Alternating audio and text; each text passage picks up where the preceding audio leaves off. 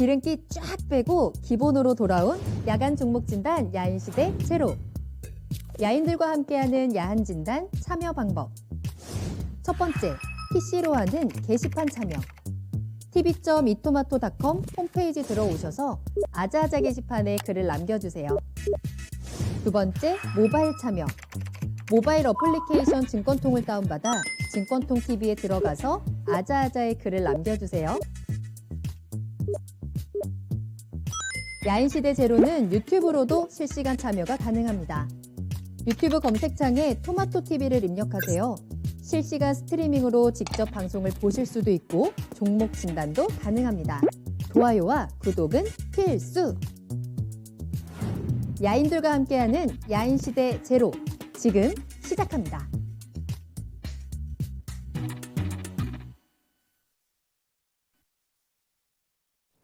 야간 종목 진단 야인시대 제로, 안녕하세요. 한보람입니다. 기름기 쫙 빼고 군더더기 없이 종목 진단에 집중하는 한 시간입니다. 매일 저녁 9시부터 10시까지 여러분들 궁금하신 종목에 대해서 빠르고 정확한 진단 도와드리는 시간입니다.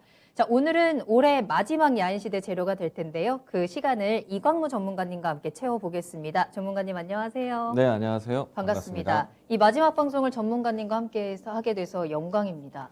아, 저도 영광입니다. 네. 이렇게 출중한 연기력이 있을 줄은 몰랐습니다. 자, 그 어느 때보다 오늘은 정말 네. 부끄럽습니다. 제가 JP 성대모사 했을 때까지만 해도 이 정도로 부끄럽진 않았는데 오늘은 정말 역대급으로 좀 부끄러워서 채팅창도 지금 좀 보기가 힘든 상황인데 참 요즘 저의 방송이 다사다난합니다. 자, 올해 우리 증시도 좀 많이 다사다난했잖아요. 2021년 네. 코스피 하면은 어떤 게 가장 먼저 떠오르세요? 저는 앞에서 이 한보람 앵커님이 춤을 췄기 때문에 정신이 훅 빠져가지고 네. 네. 제가 아주 좋은 추억을 하나 만들어 드리고 네. 있습니다. 여러분들께서도 재밌게 그리고 좀 귀엽게 봐주셨으면 좋겠고요. 올 한 해 증시라고 하면 아무래도 코스피가 3,000피 뚫고 올라간 것, 그리고 코스닥도 1,000스닥 달성한 것을 좀 꼽을 수 있을 것 같고요. 뭐 메타버스라든지 NFT에 대한 테마도 굉장히 뜨거웠습니다. 또 금리 인상의 이슈도 겪어내면서 우리 하반기에는 그래도 우리 증시가 계속 좀 답답한 박스권을 좀 지켜내고 있었는데요.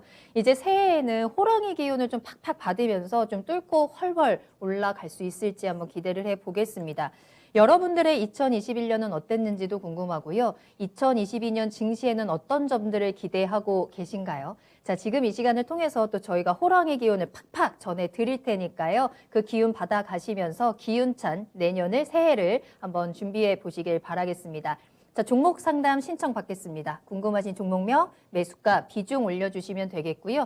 유튜브 실시간 채팅창 활짝 열려 있습니다. 유튜브에 토마토TV 검색하고 들어오셔서 이야기 나눠주시면 되겠고요. 네이버 TV를 통해서도 방송 시청하시면서 궁금하신 종목 올려주시기 바랍니다. 자, 그리고 토마토TV 홈페이지 들어가시면 아자아자 게시판 있습니다. 게시판에 글을 올려주셔도 좋고요. 전화 상담 기다리고 있을게요. 오늘 얼쑤 하면서 호랑이 기운 전해드릴 테니까 전화 상담도 많이 보내주세요. 서울전화 02-325-8200번 열어두겠습니다. 여러분들의 전화 기다리고 있겠습니다.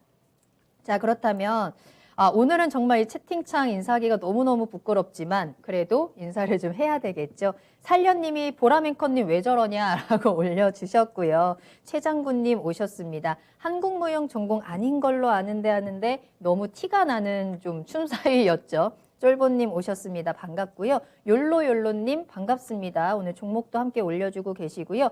행투가이드님께서 오늘 가방은 왜 메고 방송하시는 거냐라고 하셨는데 오프닝하고 부끄러우면 좀 도망가려고 가방을 좀 챙겨왔는데 이렇게 또 잡혀 있네요.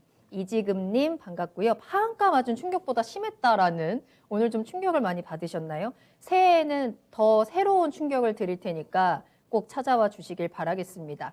자, 서당계 1년차 님도 반갑습니다. 자, 그렇다면 오늘의 첫 번째 종목은 장인천 님의 종목으로 갈 거고요. 네오비주 홀딩스 올려주셨습니다. 매수가는 92,500원에 비중을 10% 보유하고 계시네요. 앞으로의 전망 궁금합니다 라면서 올려주셨습니다. 네오비주 홀딩스가 오늘은 2%대 상승, 어제 급등을 했었던 종목이고요. 오늘도 그 상승세 좀 이어가는 모습입니다. 92,000원에 거래를 마쳤는데 앞으로 어떻게 될까요? 네, 일단 네오이즈 홀딩스도 최근에 이 게임주들 중에서도요, 뭐 NFT, 메타버스에 대한 수혜를 받았던 종목인데요. 매수하신 가격대가 92,500원, 비중 10%이십니다. 92,000원대가 사실 오늘 장중에 10만 원을 터치하긴 했었는데, 어제 오늘 가격의 위치거든요. 저는 이 가격이 상당히 부담이 좀 되고 있습니다. 물론 이제 저도 내년에 NFT에 대한 시장이 본격화될 거라는 거를 기대하고 있어서 NFT라는 키워드를 상당히 중요하게 보고 있는데, 일단 지금의 NFT 관련된 종목들은 미래 성장력만으로 해서 크게 오름세를 보였던 모습이 좀 있습니다. 앞으로는 NFT에서 직접적으로 수혜가 될 수 있는 종목에 대한 옥석가리가 나올 텐데요. 저는 그 시기에 조금 더 집중하고자 합니다. 그런 측면 본다라면은 지금 그 시기가 오기 전까지는 분명히 어떻게 보면은 우리가 선 반영된 모습들, 좀 크게 슈팅된 모습들이 있다 보니까 쉽게 말해서 오버슈팅에 대한 구간인 거죠. 그렇기 때문에 막 달려가는 종목을 잡아가는 거는 조금은 심적 부담이 좀 되지 않을까라고 생각을 합니다. 여기에서 물론 이제 워낙에 크게 화제가 되고 있는 부분이기 때문에 관심은 계속 이어질 거라고 봅니다.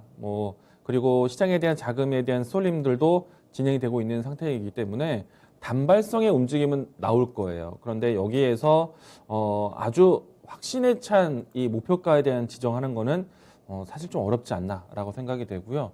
92,000원대에 대한 가격선을 좀 제가 체크해 보면은 사실 최근의 가격의 움직임에 대한 전고점 위치, 물량 소화 과정 예상해 볼 수도 있겠지만은 이게 지금 최근 기록을 보시게 되면은 정말 낮지 않은 높이구나라는 게 느껴지기도 합니다.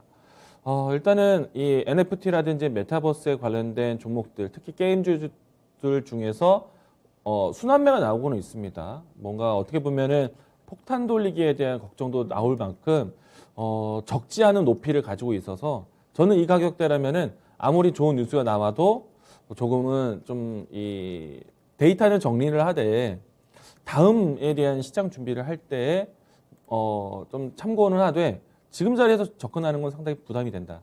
만약에 종목 상담을 요청했을 때 수익 구간이시라면은 단기적인 대응에 대한 부분들 좀 염두에서 이야기 드리겠는데 일단 오늘 자리에 정말 급하게 들어가신 건 아닌가라는 생각이 좀 되고요.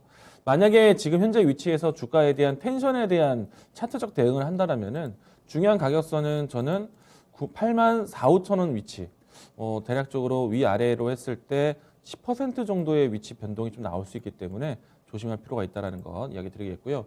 올라온다라면 오늘 좀 가격적으로 의미 있는 10만 원 선에 대한 터치가 이루어졌습니다. 이 라인대에 대한 돌파가 좀 더 얼마만큼 소화가 되는지 좀 보셔야 될 것 같고요.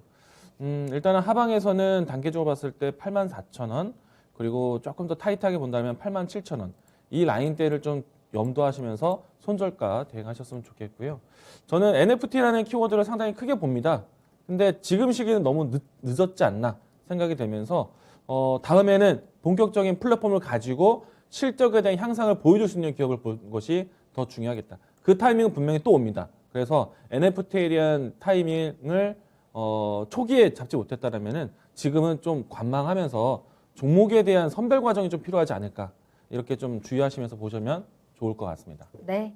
자, 오늘의 첫 번째 종목 네오위즈 홀딩스 진단 도와드렸습니다. 좀 이 급등에 따라잡으셨는데 따라잡으신 가격대가 살짝 부담스럽습니다. 변동성이 있을 수 있다는 점 주의를 하셔야 될 것 같고요. 8만 7천 원 정도가 손절 라인이라는 점도 참고해 보시길 바라겠습니다. 대응 잘 하시길 바래요.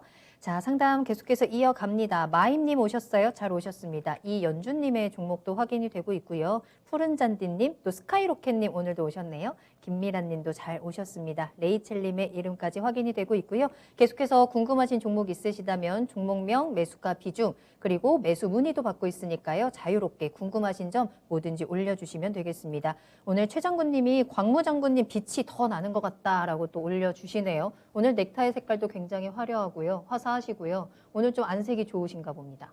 네, 오늘 저녁을 잘 챙겨 먹고 왔고요.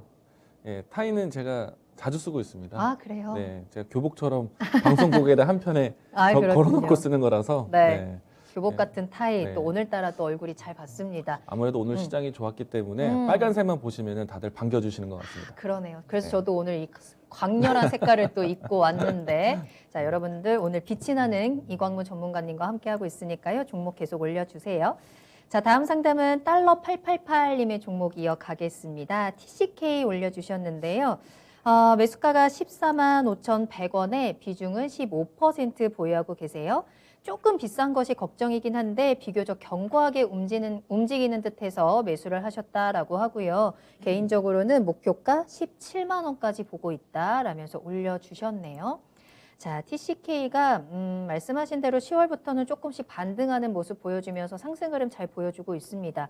오늘은 하락하면서 거래를 마쳤죠. 14만 9,100원에 거래를 마쳤습니다만 시청자님께서는 그래도 꾸준히 좀 이 상승 추세가 꺾이지는 않을 것 같다라는 생각을 가지고 계신 것 같아요. 자, 목표가 17만 원까지 보고 있습니다. 어떻게 생각하세요? 일단 주가가 크게 흔들렸고 난 다음에 이 종목에 대한 접근을 아마도 좀 어렵지 않았나라고 생각은 합니다. 그런데 제가 보았을 때 이 TCK는 앞으로 반도체 소부장에서 끊임없이 쓰일 수 있는 소재를 개발하는 회사였거든요. 이 때문에 어떻게 보면은 주가에 대한 흐름들이 상승 추세를 잘 유지해 주다가 연중 1분기 때 한 번 그리고 또 최근에 이제 9월 달에 크게 한번 떨어진 점이 과대 낙폭 구간이 아닌가라고 생각은 됩니다. 이 때문에 분명히 저가 매수세에 대한 시장 유입은 됐을 거라고 생각이 되고요. 그리고 9월 달에 하락하고 난 다음에 기간적으로 봤을 때 지금 한 3개월, 4개월 가까이 되고 있는데 충분히 시장에 대한 악재에 대한 소화 과정이 나왔다고 생각이 되고요. 보통은 이 정도의 기간과 이 정도의 가격 추이를 지켜준다라면은 보통은 이제 시장이 악재가 되었었던 좀 결핍이 되었던 내용들을 보완하는 정책에 대한 부분들이 나올 수가 있다라는 점, 저는 긍정적으로 보고 있습니다. 다만 이제 17만 원 선까지 보고 있다라는 점에 대해서는 저는 조금 시간을 많이 두어야 되지 않을까 생각이 되고 있고요. 17만 원에 대한 목표가를 두고 14만 원대 접근하신 거는 그렇게 높은 가격은 아니죠. 괜찮죠. 그런데 주가에 대한 위치에 대한 가격에 대한 움직임들은 조금 더 살펴봐야 되지 않을까. 만약에 이 종목에 대한 저가 매수세, 낙폭과대 인식으로 들어간다라면은 저는 가능하다면은 14만 원 밑에, 그러니까 13만 원대에서 접근하지 않았을까라고 생각을 합니다. TCK라는 회사는 상당히 시장에 대한 점유율이 높은 회사이거든요. 근데 다만 9월 달에 빠지게 된 이슈를 다시 한번 챙겨보셔야 돼요. 우리가 이제 이 실리콘 파츠라든지 쿼츠 뭐 그밖에 여러 가지 반도체 공정에 쓰일 수밖에 없는 소재 부품들이 있는데 소재 부품 안에서 시장 점유율이 상당히 좋은 회사입니다. 그런데 실리콘 카바이드에 대한 소재에 대한 특허권에 대한 무염청이 이 특허권에 대한 무효에 대한 이야기들이 나왔어요. 그러면 이 부분에 대해서 법적인 부분들에 대해서 조금은 봉합해야 되는 이야기들이 있기 때문에 이 악재는 단기간에 해소하기는 어려울 수 있다는 점. 저는 TCK에 대한 안정적인 실적 추이에 대해서는 긍정적으로 봅니다. 그런데 하락을 유발시켰던 이 이슈에 대해서는 시간이 많이 걸릴 거라고 봐요. 그런 관점이라면은 분명히 필요한 소재이기 때문에 최대한 낮은 가격에서 접근하는 건 저는 좋다. 그런데 주가가 하락하게 된 계기가 됐던 위치에 대한 상단에 대한 테스트의 위치가 상당히 부담스러울 수 있기 때문에 저는 만약에 그런 이제 법적인 조치에 대한 해소 뉴스가 나오기 이전까지는 TCK에 대한 가격 위치는 조금은 지켜볼 필요가 있지 않을까. 관망이 좀 필요하지 않을까라고 생각하고요. 매수하신 가격대가 14만 5천 원이신데 일단은 상단에 있는 가격대가 16만 원 선에서 이평선에 걸쳐져 있습니다. 그래서 지금은 저점을 높여가는 추세이기 때문에 안정적으로 보시되 16만 원 근처에서는 단기적인 수익을 좀 챙겨졌다가 13만 원대에 대한 가격 조정이 나왔을 때 다시 재접근하거나 아니면은 법적인 조치에 대한 부분들이 좀 해소되었을 때 법적 공방에 대한 여러 가지 문제가 해소되었을 때 그때 봐도 괜찮다라고 이야기 드리겠고요. 만약에 반도체 공정에 대한 부분들이 실리콘 파츠라든지 쿼츠에 대한 부분들이 앞으로 많이 쓸 것이라는 것에 대해서 전망을 잘하고 계시다면은 TCK가 아니라 다른 종목을 접근하셔도 괜찮다. TCK는 낙폭과대된 위치에서 조심스럽게 들어가는 것이 좀 필요할 것이다라는 것 이야기 좀 드리겠고요. 만약에 대체 종목을 본다라면은 저는 리노공업을 볼 것 같습니다. 장기적으로 꾸준하게 우상향하고 있는 종목이고요. 시장 점유율뿐만 아니라 영업이익률에 대한 부분들도 상당히 좋기 때문에 이 종목을 지켜보시는 것도 괜찮다라는 것 이야기 드리도록 하겠습니다. 네.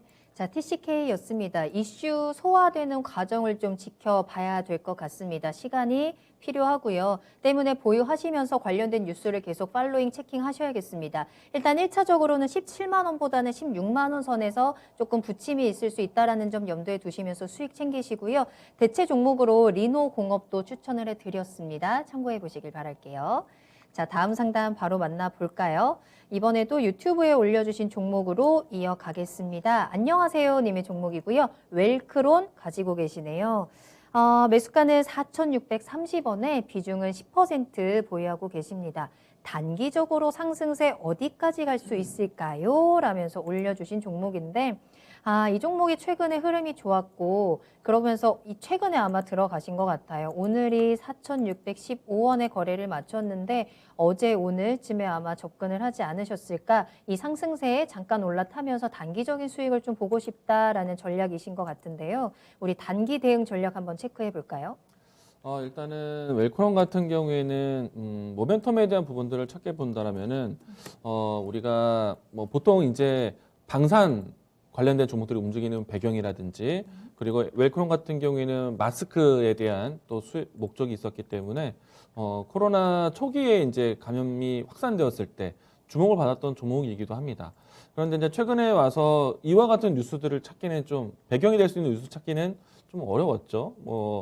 방산 관련된 뉴스라든지 뭐 대북 관련된 뉴스도 없었기 때문에 그런 측면을 본다라면은 웰크론은 지금 현재 위치에서는 아직 드러나지 않은 이슈가 있지 않을까라는 예상은 할 수 있겠지만은 일단 이 종목에 대한 접근에 대한 관심도는 사실은 모멘텀에 대한 이슈가 나올 것이다라는 전망보다는 단순하게 그동안에 크게 올라왔었던 종목에 대한 낙폭과대 인식. 기간적으로 본다라면은 이 코로나에 대한 초기에 마스크 품귀 현상 때문에 크게 주목을 받았었다가요. 이제는 더 이상 마스크 품귀 현상에 대한 환경이 아니잖아요. 지금 대략적으로 1년이 넘는 기간 동안에 주가가 크게 빠졌고 좀 시장에서 소외되는 모습이었습니다. 물론 이제 그 위치를 본다면 지금도 정말 낮은 가격이라고 보여지는데 워낙에 깊은 하락을 경험하고 난 다음에 반등을 지금 한 대략 20% 넘게 진행이 되었고요. 한동안 시장에 대한 소외 현상이 있었지만은 최근에 와서 다시 한번 좀 거래가 유입되면서 주가 등락을 보여주고 있습니다. 그러니까 시장에서 관심을 못 받다가 관심의 거래량이 들어오고 등락에 대한 크기도 만들어주다 보니까 단타 쳐도 괜찮지 않을까라는 생각으로 들어오지 않았을까라고 생각합니다.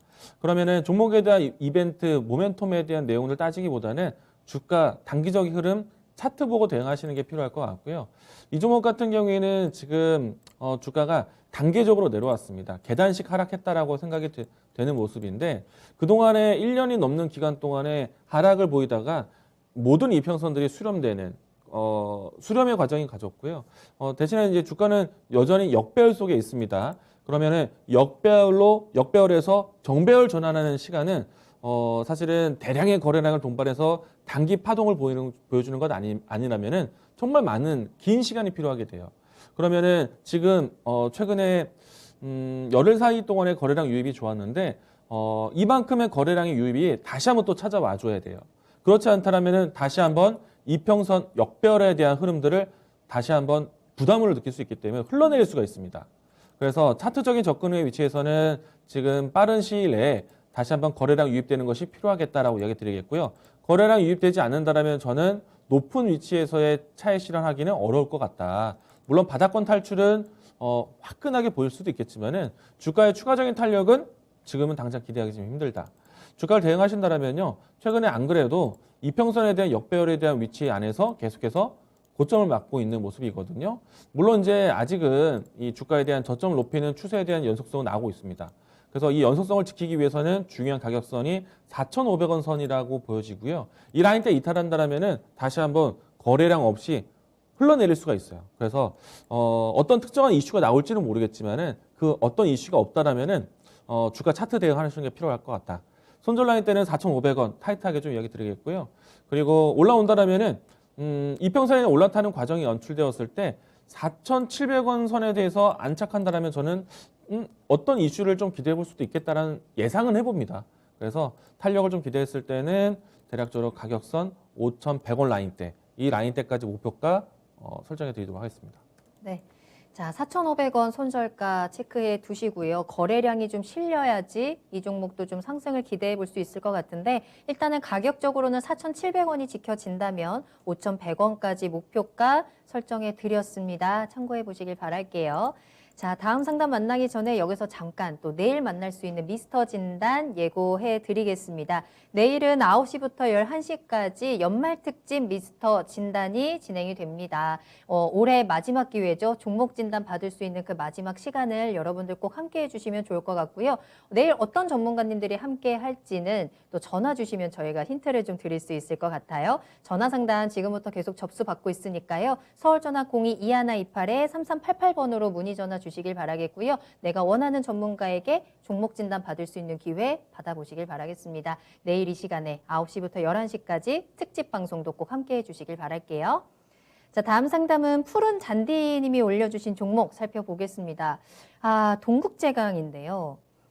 매수가가 21,000원이고요. 비중은 8% 보유하고 계십니다.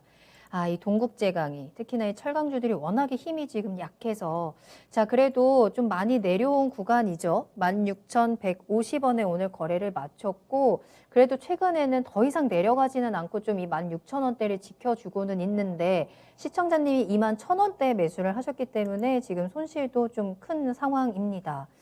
회복할 수 있을까요? 저는 시간을 두고 기다린다라면은 분명히 회복할 수 있으리라 생각이 되는데 시간이 좀 많이 걸릴 것 같아요. 이 동국제강 같은 경우에 다른 철강주도 마찬가지인데 올해 상반기 때 상당히 흐름이 좋았습니다. 이때 당시에 가장 시장에서 크게 연출이 됐던 건 뭐냐면은 경기 회복세라는 키워드였어요. 동시에 이제 물동량에 대한 부분들이 활성화가 컸었었죠. 뭐 그때 당시에는 BDI 지수가 굉장히 급등할 정도로 이 해운업도 상당히 좋았었습니다. 그만큼 경기 회복에 대한 그리고 경기 순환에 대한 부분들이 굉장히 컸었던 때였어요. 이때 당시에 유가에 대한 상승세도 상당히 좋았었고 그리고 동시에 원자재 가격 상승이 이루어지기 시작했던 때입니다. 다만 이제 철강주들은 원자재 가격 상승에 아주 자유롭지는 않습니다. 왜냐면은 결국에는 중국에서의 이 소재를 가지고 와서 우리나라 같은 경우에는 가공을 해서 다시 재수출하는 과정이기 때문에 우리는 원자재 가격에 대한 움직임들이 나왔을 때 마진 개선에 대한 부분들이 좀 불편할 수가 있어요. 다만 이것을 해소할 수 있는 거는 공급에 대한 원리 부담보다는 수요에 대한 폭증이거든요. 그러니까 경기 회복세에 대한 부분들을 살펴보셔야 돼요. 그런데 하반기에 와서 경기 회복세에 대한 흐름 방향 자체는 괜찮은데 문제가 됐던 건 뭐냐면은 원자재 가격의 상승에 의한 그리고 공급망 훼손에 의한 인플레이션에 대한 우려가 컸다라는 거죠. 그렇기 때문에 인플레이션에 대한 우려가 있는 상태여서는 아무래도 기계, 철강 이와 같은 소재에 민감한 기업들 같은 경우에는 상당히 시간이 좀 많이 걸릴 수가 있습니다.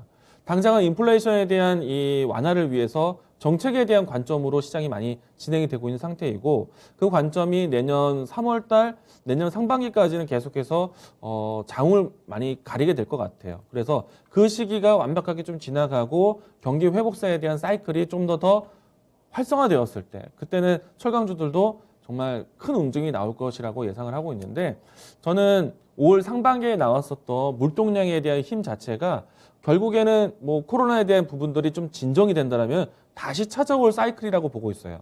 그래서 기다린다면은 이 철강주들 회복 나올 것이다라고 생각이 되는데 그렇게 되면은 경기 회복세에 대한 사이클에 경기 민감주들에 대한 순서를 보셔야 돼요. 현재까지로 봤을 때는 전기전자 업종이 가장 민감하게 반응을 할 것 같고요. 그리고 경제적 카드와 인프라에 대한 이야기들이 나오는 시점에서는 어떻게 보면은 자동차 산업에 대한 관점, 그 다음에 건설, 그리고 화학이나 조선 업종들, 그리고 기계와 철강 업종군들은 정말 후순위에 있지 않을까 예상을 하고 있거든요. 그렇기 때문에 철강 업종군들은 조금 시간이 많이 걸릴 수도 있다는 점 참고하시면 좋을 것 같고요. 다만 그 일정을 조금 더 앞당길 수 있는 호재도 있습니다. 뭐 중국 쪽에서 다시 한번 철강 산업에 대한 규제가 자국 내에서 이루어진다면은 반사적 이익을 얻기는 되게 쉬워요. 그렇기 때문에 이 부분에 대해서는 저는 긍정적으로 보고 있지만은 지금 현재 위치에서는 좀 기다리는 시간이 좀 필요하다. 이 부분 좀 참고하셨으면 좋겠고요. 2만 원대 가격대 갖고 계시다라면은 그래도 만약에 철강주들을 올 상반기 때 높은 데 있는 분들보다는 좀 낫지 않을까라고 생각이 되어서 저는 지금 위치라면은 좀 더 기다려보자라고 이야기 드리고 싶고요.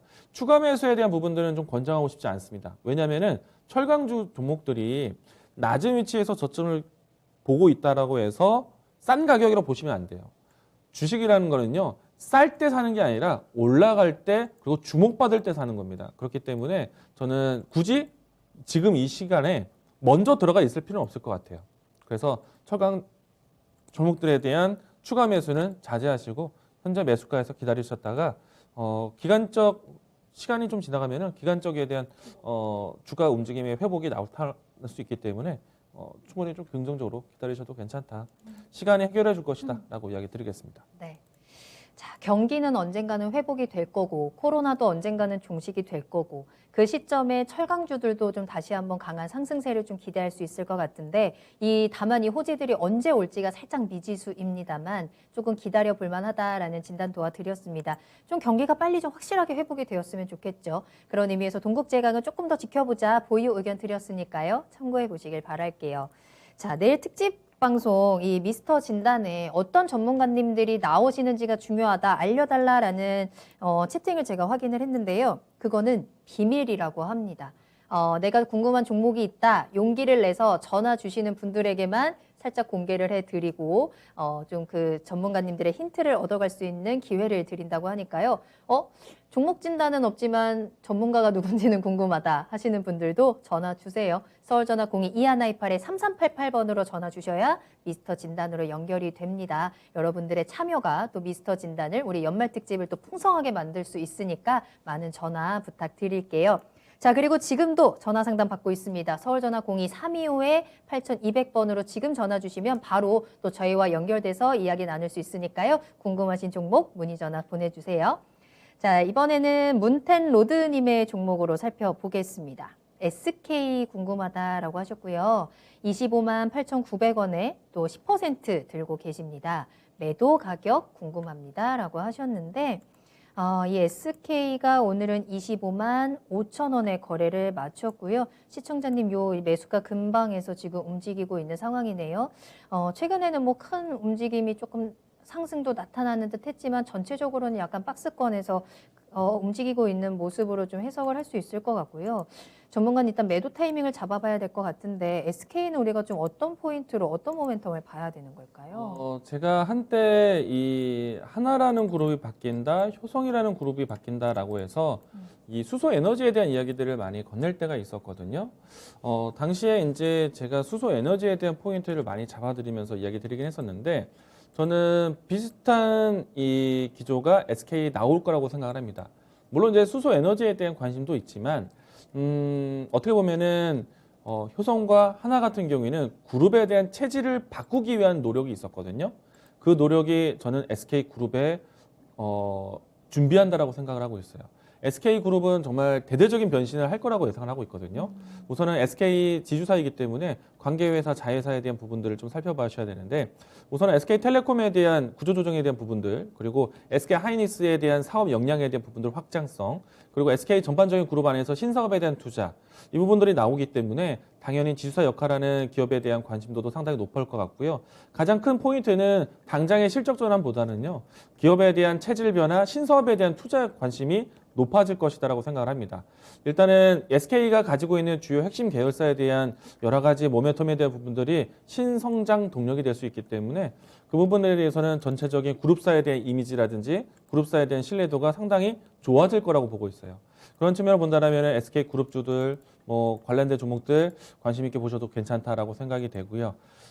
특히나 앞달에서 잠깐 이야기했지만은 수소 에너지 사업에서 가장 많은 투자를 준비하고 있는 그룹사가 과거에는 효성이라는 그룹, 하나라는 그룹이 먼저 선제적으로 바꾸긴 했었지만은 가장 큰 투자를 준비하는 회사는 이 SK그룹입니다. 그렇기 때문에 아마도 내년쯤에는 지금 주요 그룹사들이 수소 협력체에 대한 이 연합을 가지고 있는데 가장 불만의 목소리는 정책적인 변화이거든요. 근데 내년에는 뭔가 이제 대선에 대한 이벤트가 지나가고 그리고 이제 주요 선거에 대한 부분들을 좀 진행한다라면은 법에 대한 이 법령에 대한 부분들이 좀 많이 바뀔 거라고 보고 있습니다.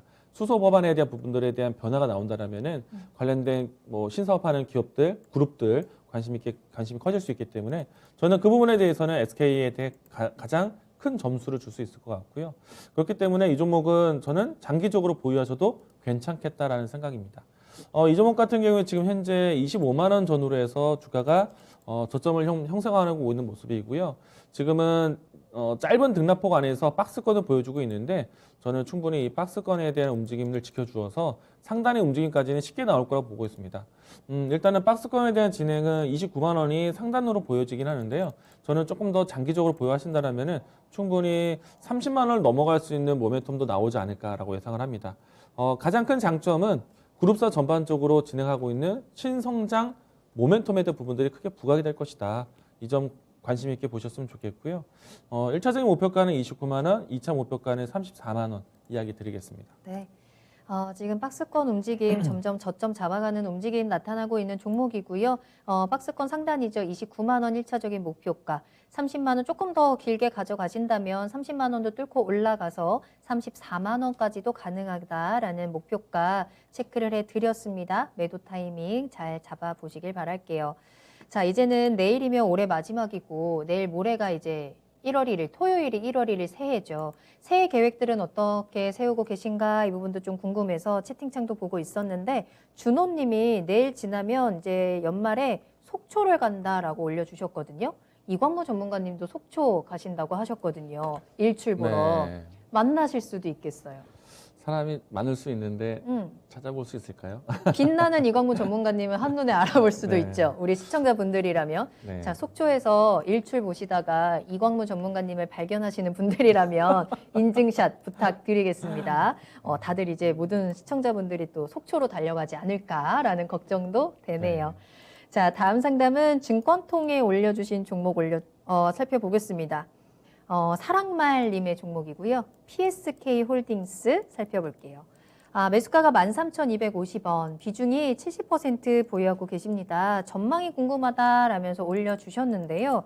PSK 홀딩스야 뭐 요즘에 너무너무 잘 올라가고 있는 종목이잖아요. 네. 오늘도 6%대 상승분 보여주면서 17,950원에 거래를 마쳤습니다. 뭐 좋다 하는데 이렇게 급등이 계속 나오니까 와 이거 어디까지 갈 수 있을까. 사랑말님께서는 그래서 그런지 비중도 굉장히 과감하게 70%를 채우셨거든요.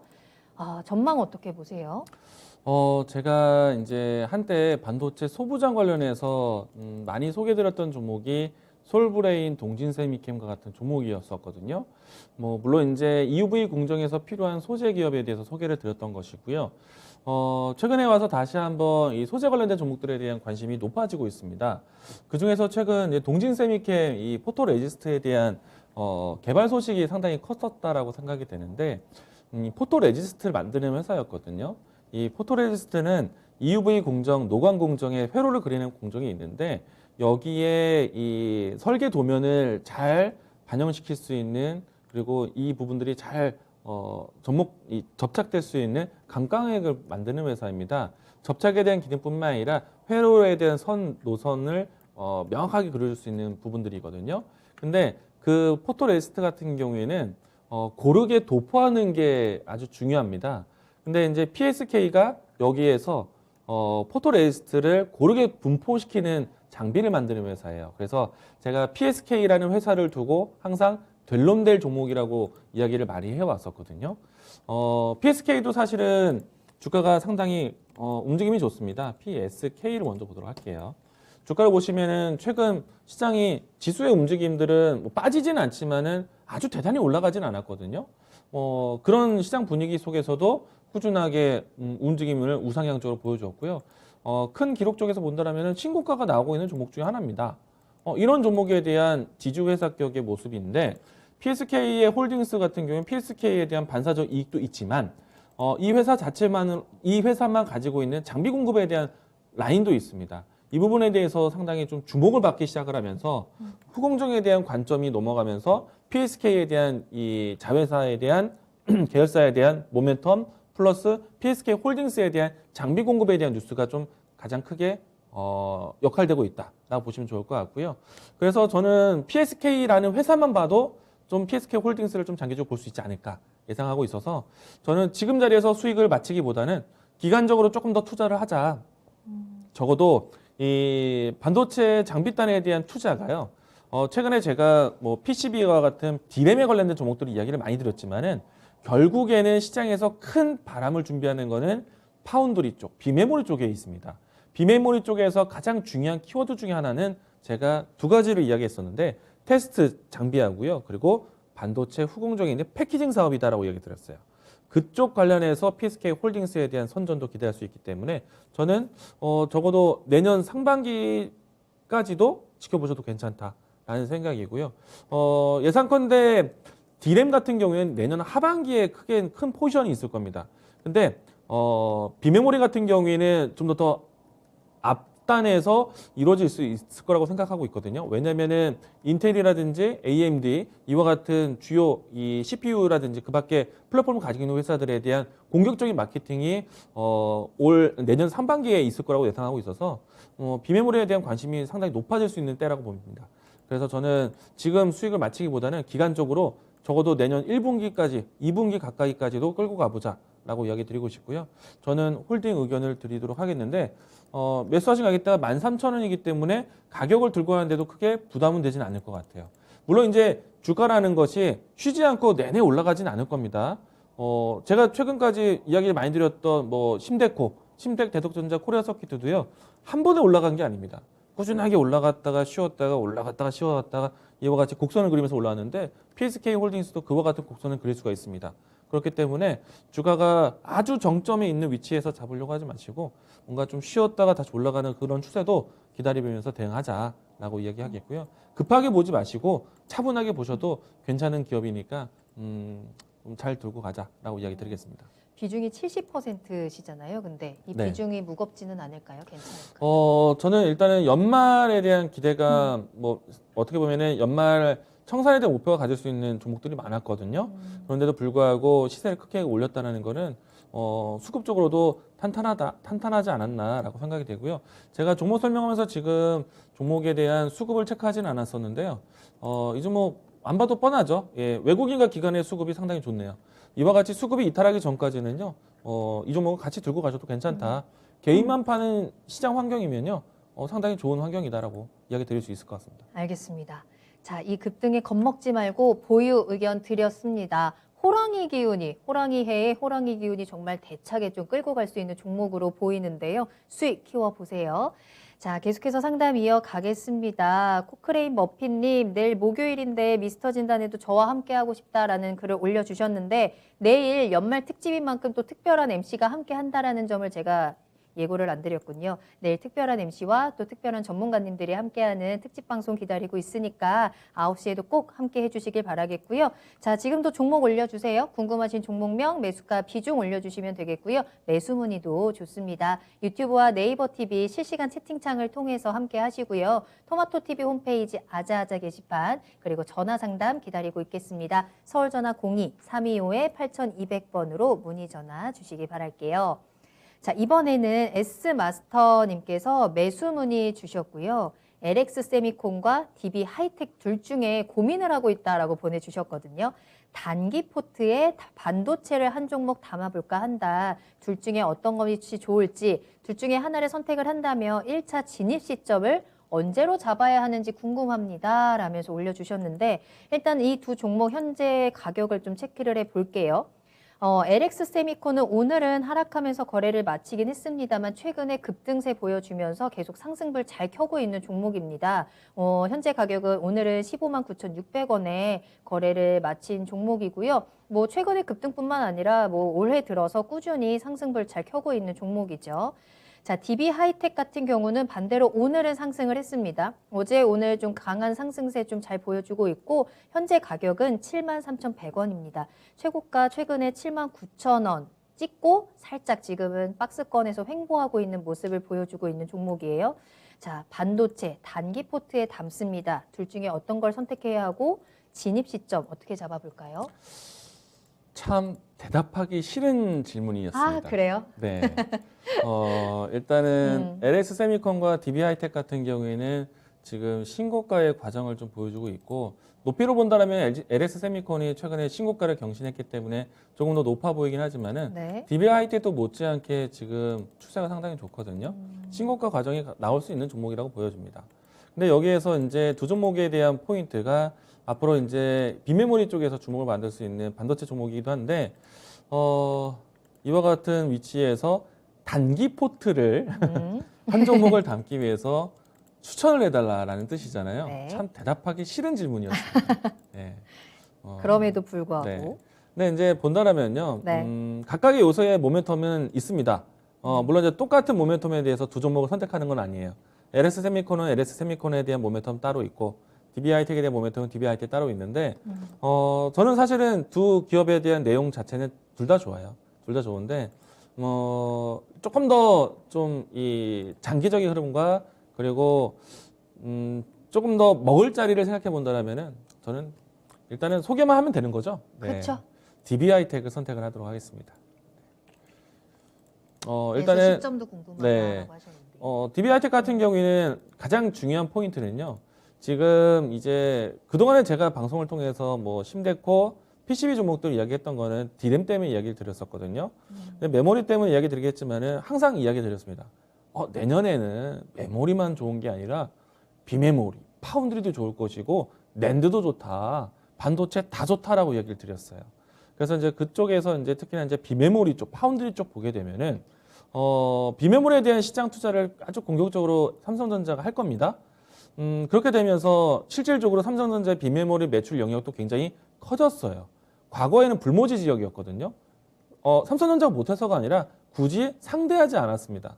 그런데 이제는 삼성전자가 스탠스를 바꿨어요. 근데 이제 중요한 거는 뭐냐면은 과거와는 다르게 이제 비메모리에 대한 영역이 커지고 그리고 메모리 웨이퍼단부터 해서 삼성전자가 꼼꼼히 챙겨가고 있는데 앞으로 이제 12인치 반도체 웨이퍼가 아니라 8인치 웨이퍼에 대한 관심이 굉장히 높아질 거예요. 그러면 우리나라에서 가장 8인치 웨이퍼에 대한 공급을 누가 잘하느냐? DB 하이텍이 잘합니다. 이 때문에 DB 하이텍이 지난해 올해 꾸준한 상승세를 보였다라고 할 수 있을 종목이고 내년에는 정말 비메모리에 정말 큰 완전히 해가 되지 않을까. 이미 시작되었다라고 볼 수도 있거든요.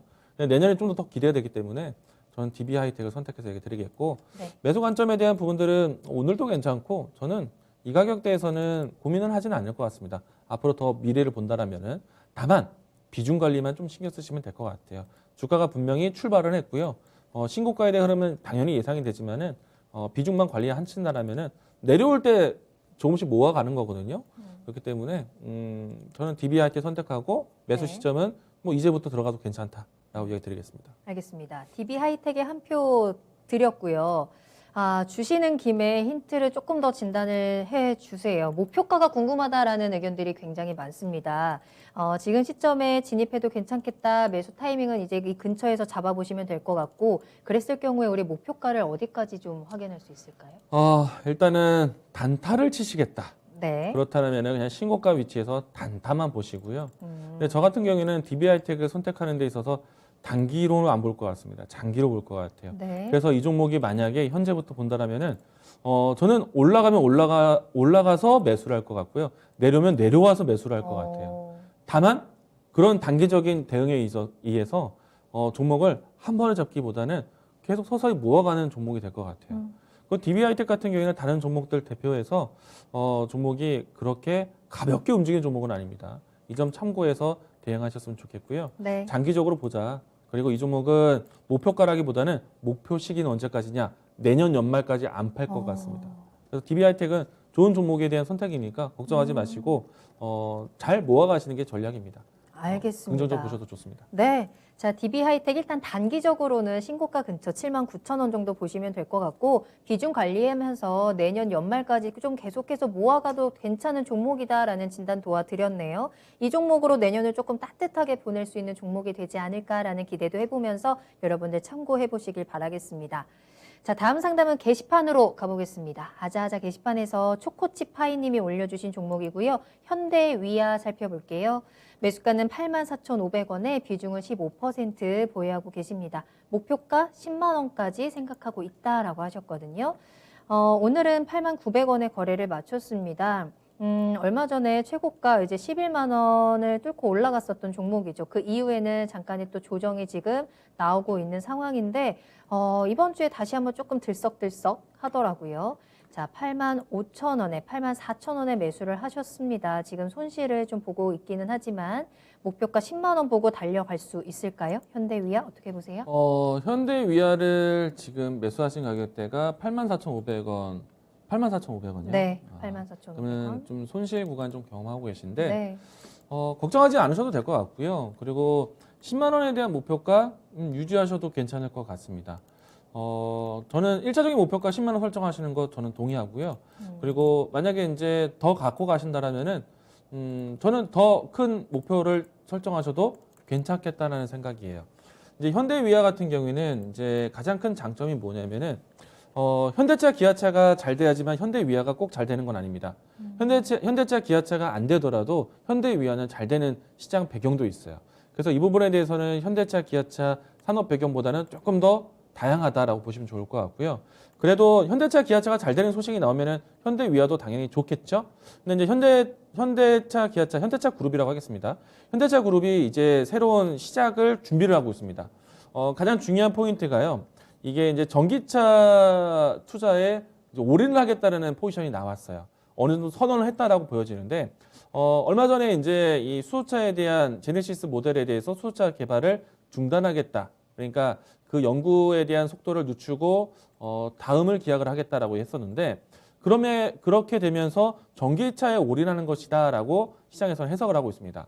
현대차가 좀 더 전기차에 집중을 하고 앞으로 이제 전기차에 들어갈 수 있는 전동화 부품에 대한 성장을 기대해 본다라면은 가장 큰 수요가 될 수 있는 회사 중에 하나는 현대위아가 될 겁니다. 특히나 현대위아 같은 경우에는 글로벌 부품 공급에 대한 부분들도 상당히 크거든요. 그렇게 되었을 때 현대차 그룹이 지금 전기차에 올인하면서 동시에 준비하고 있는 게 새로운 해외 시장에 대한 거점을 준비하고 있거든요. 그동안에 전기차 같은 경우에는 국내에서 만들어서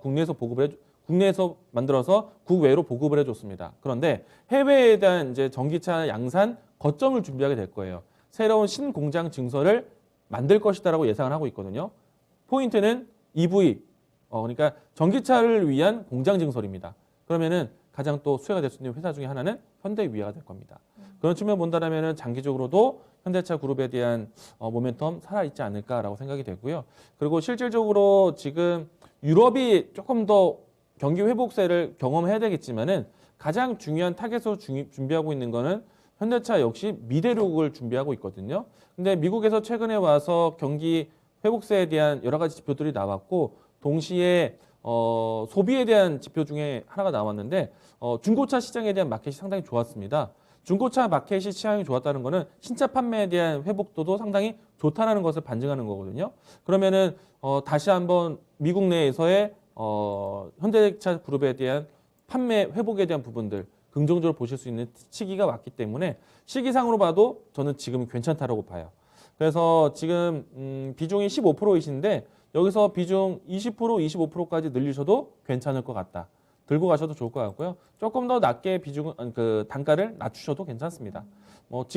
지금 매수가도 사실 걱정되진 않을 것 같고요. 그래서 목표하는 가격대 10만 원대까지 들고 가셔도 괜찮다. 홀딩 의견 드리겠습니다. 네. 자, 현대위아 생각하시고 계신 10만 원까지 충분히 올라갈 수 있고요. 비중 추가에 대한 부분도 긍정적인 의견 전해드렸으니까요. 참고하세요. 자, 종목 한 가지 더 빠르게 만나보겠습니다. 욜로님께서 오늘은 꼭 상담받고 싶습니다 하시면서 ST팜 올려주셨는데 마지막으로 상담 이어갈게요.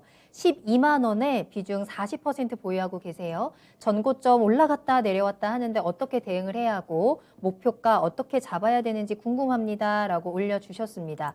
ST팜 요새 뭐 잘 올라가고 있죠. 12만 원 선에 매수를 하셨으면 수익도 잘 보고 계신 구간이고요. 오늘은 약간 하락을 하면서 14만 2,700원에 거래를 마쳤습니다만 이제 15만 원을 뚜를랑 말랑 올라갈랑 말랑 하고 있는 상황이거든요. 자, 욜로님 굉장히 간절하게 보내주셨고 이 종목에 지금 올려주신 글 보니까 가족들이 다 들어가 있어서 상담이 꼭 필요하다라고 하시네요. 이 종목 어떻게 대응할까요? 12만 원대에서 40%에 온 가족이 좀 집중했다라면은 네. 저는 조심스럽게 수익을 좀 챙겨보셔도 괜찮지 않을까라고 생각을 합니다. 주가 차트는 굉장히 조심스럽습니다. 전고점 위치에 있는 가격대를 이 테스트 과정에 있다라고 생각이 되는데 정말 수일에 걸쳐서 저점을 높여가면서 야금야금 올라오고 있거든요. 그래서 더 조심을 해야 되지 않을까라는 생각이 드는데 가격 타이트하게 13만 9천 원 이 라인대 이탈하면 익절하시고요. 수익도 챙기면서 전고점에 대한 대응하셨으면 좋겠습니다. 지금 다시 한번 오미크론에 대한 공포가 커져 있는 상태에서 사실 제약바이오 섹터에 대한 종목들이 다시 살아나고 있긴 한데 그리고 한편으로는 화이자, 이 머크사와 같은 경구용 이 치료제에 대한 관심도 높아져서 제약바이오에 대한 관심이 상당히 높은 건 알고 있습니다.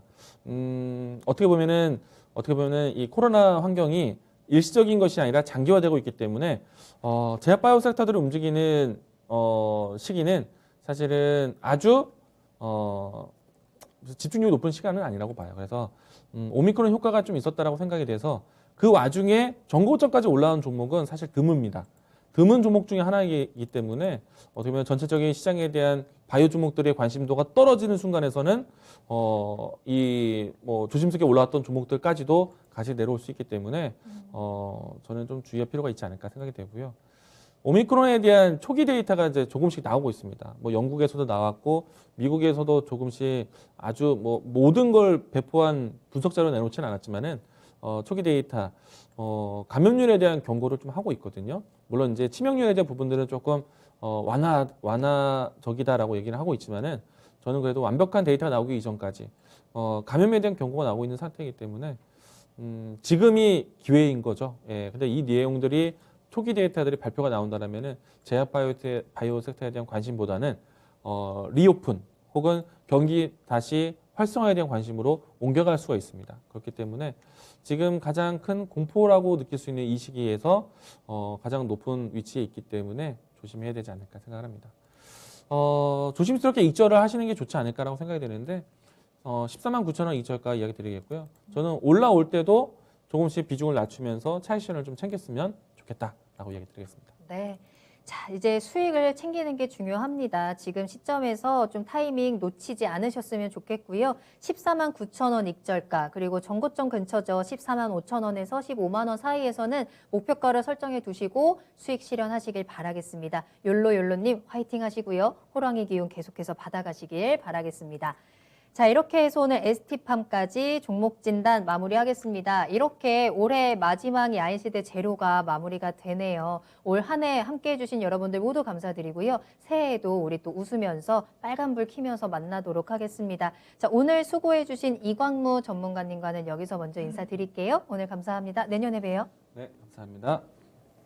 네, 오늘 저희가 방송에서 전해드린 내용은 단순 정보일 뿐 해당 종목의 가치 상승과 하락을 보장하지 않습니다. 투자는 투자자 본인의 책임과 판단에 따라서 이루어져야 한다는 점 다시 한번 유의해 주시기 바랍니다. 자, 다시 한번 내일 밤 9시 연말 특집 미스터 진단 9시부터 11시까지 함께 해 주시길 바라겠고요. 제 주제가 호재 만발 2022년을 위한 올해 마지막 종목 진단이잖아요. 어떤 호재들이 있을지, 내 종목 내년에는 어떻게 움직일지 내일 이 시간 함께 하시길 바라겠습니다. 자, 다시 한번 호랑이 비가 내려오는데 내년에 더욱더 호랑이 기운 팍팍 받아 가시길 바랄게요. 저는 내년에 다시 돌아오겠습니다. 시청해 주신 여러분 고맙습니다.